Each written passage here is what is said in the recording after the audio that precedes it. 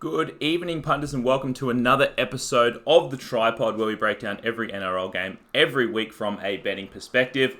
And we have had an absolute cracker of a round 9, going 14-2 on best bets this week. We did say last week we had our first losing round of the season, and to beware of a pod bounce back, and Jacob, bounce back we did. We certainly did, and yet I guess it's just a sign that a punter is never satisfied. We went 14-2, and I can't help but lament the fact that if the Warriors don't blow a 12-0 early lead, they're $1.10 live favourites. Looks like they're going to beat the Titans by 30. We would have won over 70 units of multi. So what I mean by that, whatever you put on your multis, you would have won 70 times that amount this round if the Warriors had hung on, but it wasn't to be. But after a horror round 8, yes, we actually won more money this round than we lost in round 8, which, considering how that round started and considering that we've got to risk 11 to win 10 every time we bet, it was a hell of a round. And we're halfway through the season, and we are going along at an absolutely cracking clip. So let's hope we can continue it for the back half of the season. Let's talk about what we just saw. It was the Dragons absolutely abolishing the Sea Eagles, 34 points to 4. We did love the Dragons in this one. We had 3 best bets on the game. We win all 3 of those fairly easily, I would say. And look, a poor performance by Manly. Now, I thought from this game, we thought that the Dragons would be up for this one. It was their first game back at home since the restart. So they were up for this one, and I thought that they played solid. But this one was more of a Manly shocker for mine. Just so many errors from this Manly team. Daly Cherry Evans in particular. And I've kind of said that since Tommy Turbo's gone out, he's been a bit off, and it kind of looks like he's trying too hard to create. And honestly, he's not that much of a creator in that Manly team. So I think he's, trying to do a little bit too much and a few simple errors. And what I also noticed, they struggled with some go forward without Fanua Blake there. I thought the Dragons forwards beat the Manly forwards in this one. But another solid performance by the Dragons. But this was more, for me, just a bad Manly performance. Yeah, I mean, the Dragons ran all over them. The Dragons have a quality forward pack. They don't miss James Graham. And by bringing Hunt into play 9, and he is naturally a very quality NRL level hooker, you now have just manufactured an almost fringe origin level back rower in McInnes. You let him go out there and wreak havoc at locks. So and they got back Tarek Sims today, and yeah, they ran all over the top of Manly. Manly can't chase points. We talked about that. They're a very limited team in attack. Obviously, Turbo, it's quite simple to say he's out, but they missed Dylan Walker too. Look at what they're getting at the 5/8 position, whether it be Cust or Croker. I mean, you're saying Cherry Evans is making errors, but he has no help out there. So they're in all sorts of trouble because this team can only really win in a grinding style, the way they tried to win last week against the Knights. And it almost felt like they still had a hangover from that game. So terrible signs for Manly. Dragons showing life, and a sweep for us to end what was a great round. It does remind me a bit of when Michael Morgan was just trying to do too much for that Cowboys team when he was the only playmaker, and it kind of goes downhill and just snowballs. Let's talk about the Cowboys losing to the Roosters, 16 points to 42, and although they got smashed in the second half, we do cash our one and only bet of Cowboys to be within 6 points at half time. And this is an interesting one. I thought, the Cowboys started off really well out there in Townsville, and we thought that this might be the case with the Roosters coming off, not a letdown spot necessarily, but after a tough game with the Storm on Thursday night, we thought they could start a little bit slow, and that's why we only took the Cowboys in the first half. And to be fair, they were the better team for the first, 20 odds. They just could not convert their chances. It was exactly the same as what we saw last week, and you find this more and more, especially with the new rules and, teams scoring more points, teams spreading the ball a little bit more. You really need to convert your chances, and the Cowboys just have not been able to do that. Obviously, it doesn't help when you lose Valentine Holmes early in that first half, but, Scott Drinkwater dropping easy passes in this one, just too many errors from this Cowboys side to be competitive, and it showed in the second half. I mean, the Roosters just ran away with it. I think they scored 6 tries within 20 minutes either side of halftime and just sort of ran away with it. But I guess the story of this one was Ikavalu scoring the 5 tries, and that was the story of this week. And a number of wingers getting, hat tricks and more. Yeah. This game for the Cowboys was quite similar to the week before. They lost 42-4 to the Eels, and we said they actually started okay in that game. They didn't take any of their chances, and in this one again, they had lots of mounted pressure. Yes, they snuck over from dummy half for one try, but multiple opportunities, didn't capitalize. Drinkwater, 3 unforced errors, as you said, like dropping the ball just at first receiver. I mean, not all errors are equal. If you force an offload and if it sticks near the goal line, it's a try, you can live with that, but you can't live with your playmaker dropping the ball at first receiver. And then, of course, they hit the post on a penalty shot with like 15 minutes left in the half. They were going to be up 8-0. And don't forget, Boy Cordner didn't play. Brett Morris was scratched for kickoff. Tupou didn't play. They've obviously lost like Verrills, Radley, long term. This Roosters team, their flight was delayed. They had a lot of reasons for this game to not go their way. But they've just got so much resilience, so much belief. They turn the screws. They score not 1 but 2 tries late in the first half. So we actually had to sweat our plus 6.5 because the Roosters went from what should have been down 8 to up 6 and made a break right at the end. So we hang on there. And then the Cowboys just show zero heart second half. The second anything goes against them, they drop their bundle.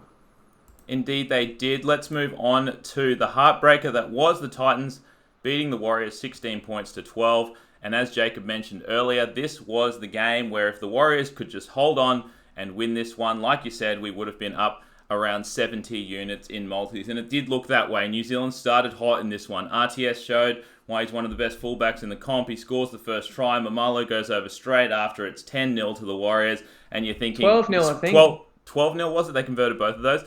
And you're thinking this is just going to be a rollover for this Warriors team. But then the Warriors started making mistakes. They weren't, as aggressive as they were in those first 15, 20 minutes. They let the Titans hang around, and hang around they did. And, scored a ridiculous try where Peachy fucking flicks it back within the last 5 minutes to score a try. And Peachy, for fuck's sake, anytime we've bet on a game with Peachy in it, like if we bet against him, he has an absolute cracker. If we bet on them, he has an absolute shocker. I did want to shout out Corey Thompson. Look, for the last few weeks, he has been one of the Titans' best. Whether he's at his preferred position of fullback or he was on the wing that 1 week, he has been a spark for them. And in a team that lacks playmakers, I think that is certainly a boost for them. But just a really bad game for that Warriors team to let slip.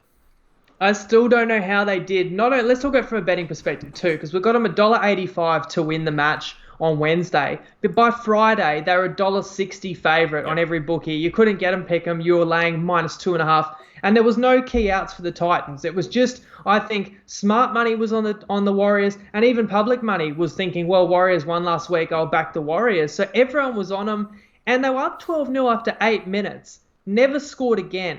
They weren't playing the Storm or the Roosters. They were playing the fucking Titans. They never scored again. They barely threatened. Like, I've heard a lot of Kiwi fans absolutely fuming. They didn't receive one penalty the whole game. There was a couple of video ref calls went against them. They did not get any favours. But I think they have themselves to blame. They put their cue in the rack, got way too conservative. Like, forwards just dummying and going themselves when they had attacking sets. Like, your best players are your outside backs. Get the ball to them. Spread it wide. Like, you can't just stop scoring. You kind of alluded to that. This game, it's become more of a game of momentum and putting on points when you have the momentum.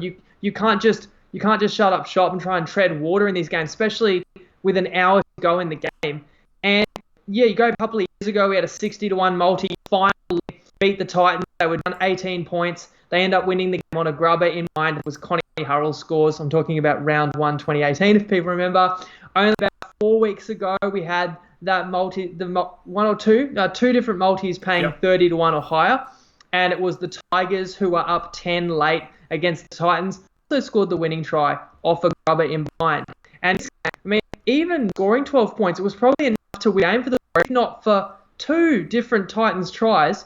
One was the grubber in behind that Pete batted back, and the other one was the grubber that the Warriors, Blake Green, batted and didn't bat hard enough, and they got to it before the dead ball line. So what a calamity, and it hurts a lot to not win those ones because tip every day of the week. Great bet and a horrible result. Indeed, and it just stings even more that the rest of the multi-legs came in as they always do. Least shout out to the few blokes that did text me today and said they reloaded, and that's the one good thing when you lose the first leg. But I know a lot of the boys did not reload, and yeah, it hurts. That's right. Let's move on to the Rabbitohs beating the Tigers 18 points to 10. We had 4 best bets on the game and go 3 out of 4. And to be honest, a little bit brutal to go 3 out of 4 because we had the Rabbits in a race to 20 market with insurance, which actually meant we would get money back if they even got to 20, if it wasn't first, and we will win that bet if they got to 20 first. They score 4 tries. You have Adam Reynolds, historically one of the best converters in the comp, and he doesn't make one of them, which is absolutely brutal. But anyway, the Rabbits were too good in this one. I thought it was a gutsy win from this Rabbit side because, in the first few minutes, Josh Reynolds gets put on report for a kick to the head. There was, fireworks there. Latrell gets, comes in with the swinging arm, and there was some heat in that game. And the thing is, when that kind of shit happens early in the game, you kind of know it's going to turn into like a dogfight. And when you're laying points, you hate that to be the case. But then, it was a grind for the first sort of, 30, 35 minutes. And then, Gago goes over late in the first half. Gago gets a double. And look, the difference was just a few more playmakers in that Rabbitohs side. And look, I've said this before about this Tigers team that, they can't put on too many points. And look, they came at them with everything that they had at the end. And honestly, I thought that was their best roster construction. Harry Grant in there, Benji in there. And I think that's what they have to have moving forward, especially with these new rules. Like you said, Jacob, you need to be able to put on points. And Harry Grant and Benji are two of their better playmakers. They need to be on the field for the majority of the game, I think, anyway. Yeah, Madge wants the defense to be their identity. That's part of the reasons why he said he dropped Benji. But you're right, they do not need to find a way to find points. The thing about the Tigers, and I should say this was one of the big games of the round. It was the Friday night footy game. It's two teams that we know are fighting to be in the 8. And a lot of people were tipping West for the upset, and almost certainly everyone. A lot were tipping them to be within 6.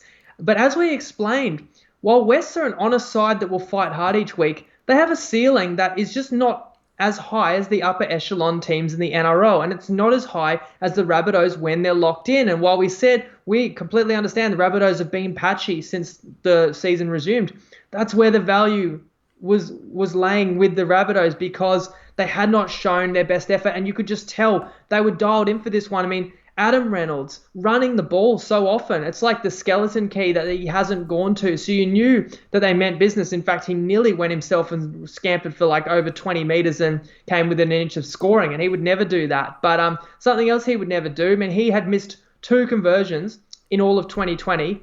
He missed 4 out of 4. They were up 18-0 after 55 minutes, and we have raced to 20. Unbelievable. So that was our only other losing bet of the whole round, along with the Warriors, and I already talked about them being $1.10. So we went 14-2, and we're bloody unlucky in the 2 losses.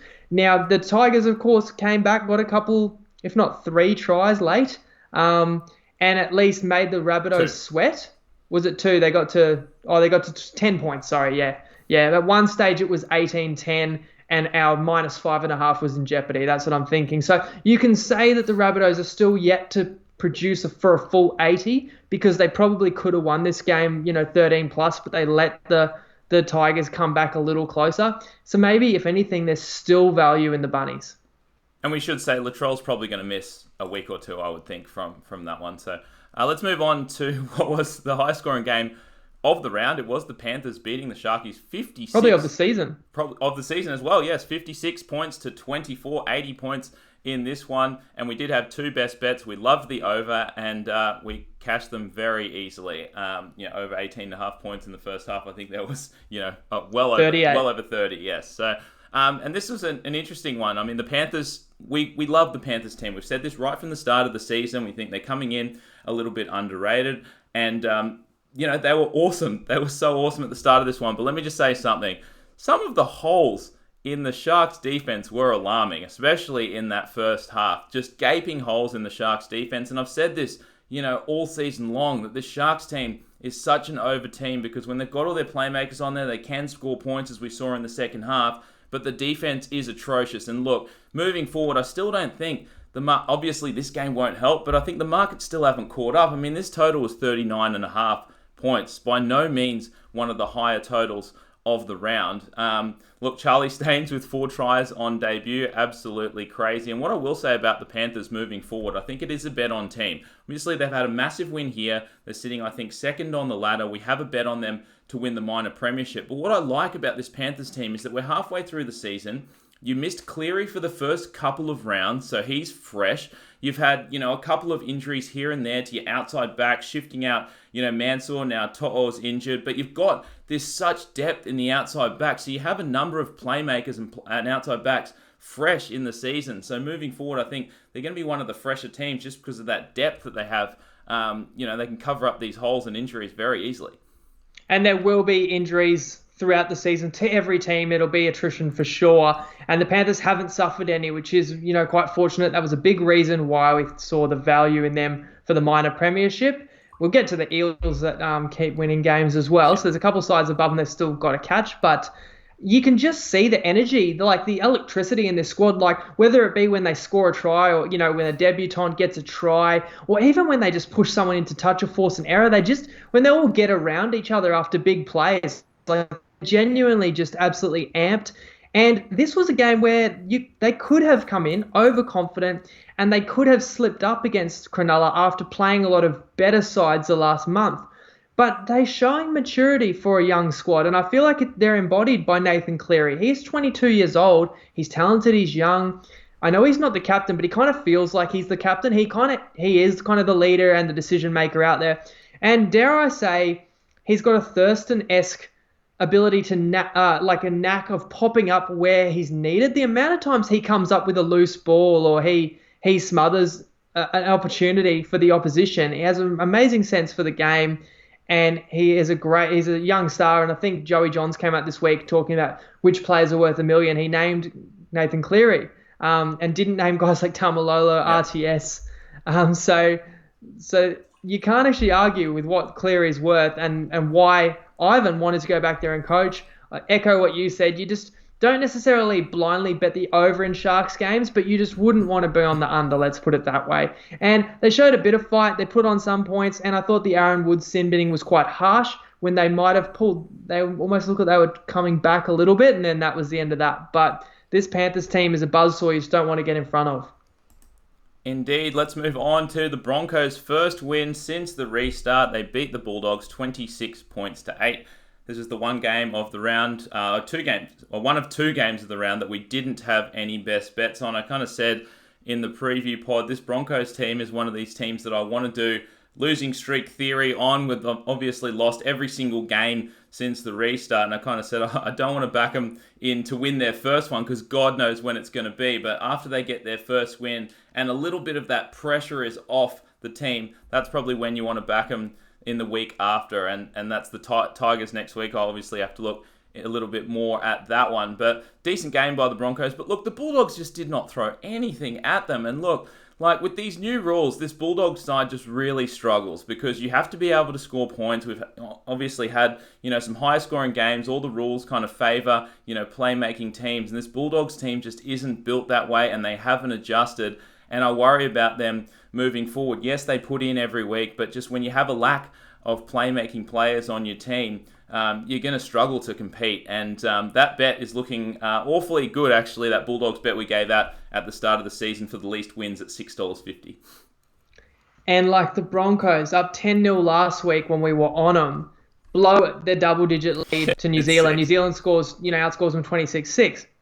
This week, New Zealand blows the double-digit lead and the Broncos win by 20. So thanks very much, a week later. Yep. And the Dogs, you can't ask for much more. You're playing a Broncos team that's reeling. I talked about how Katoni Staggs back in the team would lift them. Katoni Staggs didn't end up playing. Correct. But the Dogs team, you go all the way back to round one, losing Harawira Naira on the eve of the season. Joe Stimson was a big recruit. He's out. They lost Adam Elliott last week. They lost Hopper a couple of weeks ago. They don't have a lot. Now, this Luke Thompson, he looks promising, and he's a specimen of a human, and he's only going to get better for them. But the Broncos are a confident side. For once, actually got their tails up, got in front, and went on with it. One worrying sign would be the loss of Alex Glenn, the captain. We'll have to see who's going to captain this team next week because they will need all hands on deck. As you referred to just before, it's going to be a very tight or very tough. Is Fafita meant to be back next week? Yep. Yeah, well, that's huge. And I didn't hear why Katoni Staggs didn't get into the team, but potentially if you could bring Fafita and Staggs back into the team, that would cover for losing Alex Glenn, and that would give them a hope against the Tigers. That's a tough opponent next week, but yeah, they've finally relieved some pressure that they had to relieve. Oh, absolutely. And Seabolt's got to be laughing let's move on to what we said was going to be the game of the round, and I thought it didn't disappoint. A lot of people might have thought it was a boring game, but the Storm beat the Raiders 20 points to 14. We're on the Storm in this one. We had 4 best bets on the game, and we do win all 4. And look, to be honest with you, I thought the Raiders were a little bit hard done by in this one. I thought the Storm were gutsy, and it's a gutsy performance after you come up against, like I said, the Roosters in a really tough game. It's easy to have a letdown when you come back from 10 points down late in that one, come all the way back and win, and that's at Suncorp, and then you have to, obviously travel to Canberra for this one in like 6-degree temperatures. It was easy for them to have a letdown, but they were totally in this one. But look, I think they got a little bit lucky, to be honest. I mean, Brenko Lee chased down, a grubber that wasn't put over the dead ball line for the first try of the game. That's pretty lucky. Then, you have a questionable at best sin binning of Simpkinson, and, the Storm score on the very next set. The Raiders lose, Hodgson during this one. And look, to be fair on the Storm, the Raiders were not... Well, I'll just add to that because I had a list of all the unlucky shit, and you named most of it. So on top of that, you named the 2 of the Storm's tries, and the third try the Storm scored was a 70-metre sideline scamper by Pappenhausen that he had to tiptoe the line.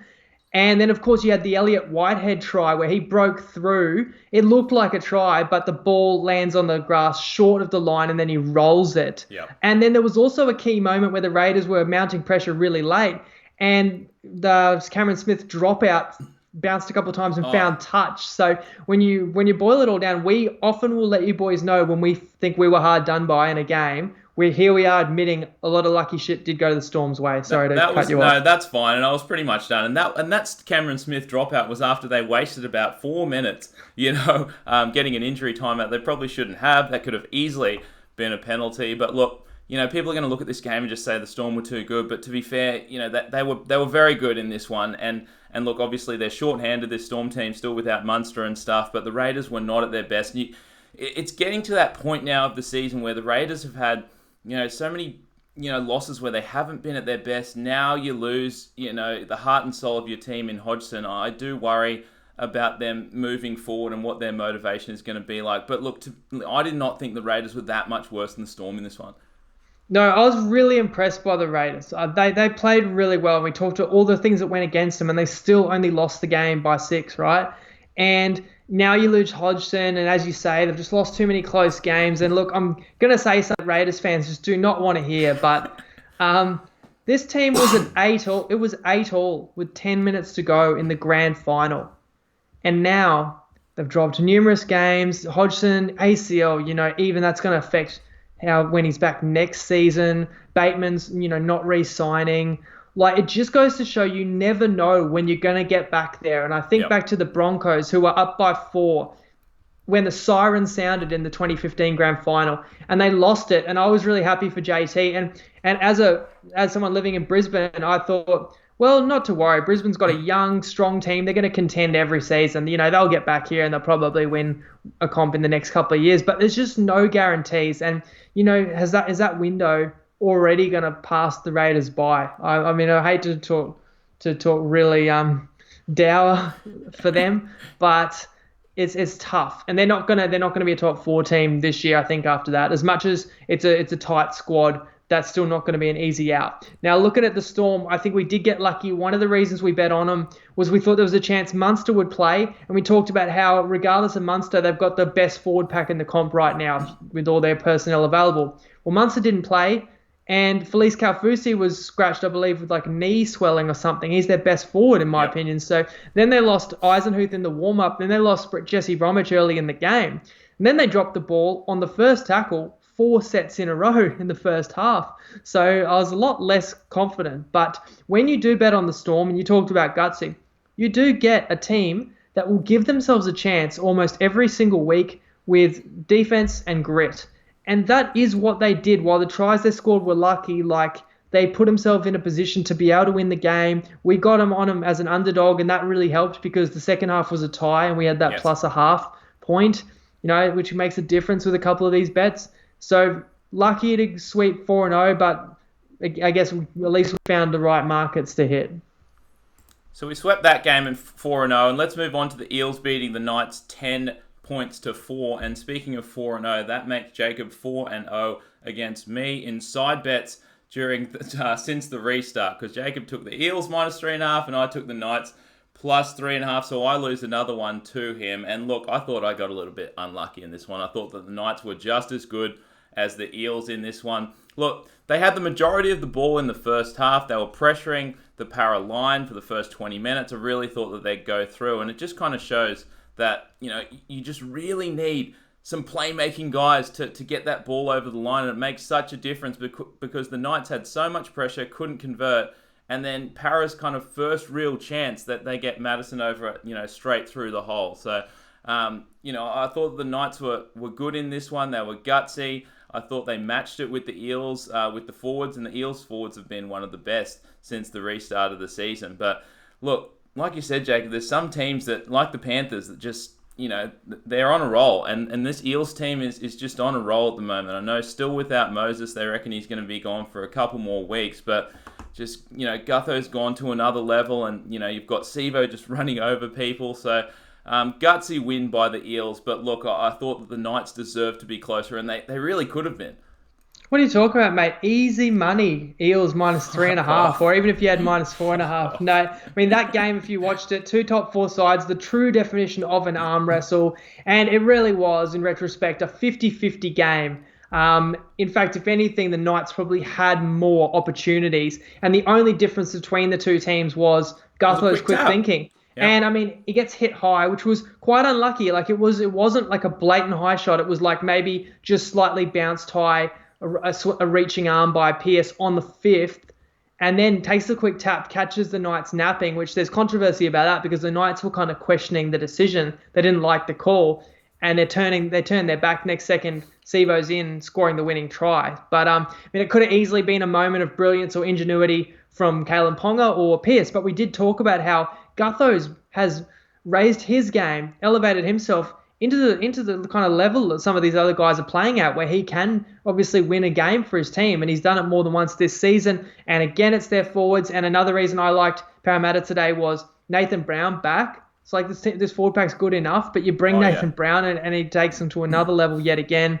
And one other thing that I felt was apparent late was the Knights appeared to maybe have less petrol in the tank. And you do kind of look back to like they had to play a grueling Sunday afternoon match against Manly 7 days ago, while remember the Eels had an easy 40-point cakewalk 9 days ago against the Cowboys. Maybe that extra energy that they could reach into was what ultimately allowed them to hang on to this lead and gut out another win. And you're right, they are a lot like Penrith. They just look super confident. You really have to find good reasons to bet against them. And like Penrith, they're a massive chance to win the minor premiership as well. Yeah, absolutely. A little bit spewing for our Panthers minor premiership bet that the Eels won that one. And look, that's going to wrap it for this week, guys. 14-2 on best bets. I know I'd probably say you can't ask to do better than that, but certainly we thought we got a bit hard done by to only go 14-2 on best bets. So look, hopefully you follow us next week. Tune in 6 p.m. Wednesday, and we will preview round 10 of the NRL. Catch you then. Lego.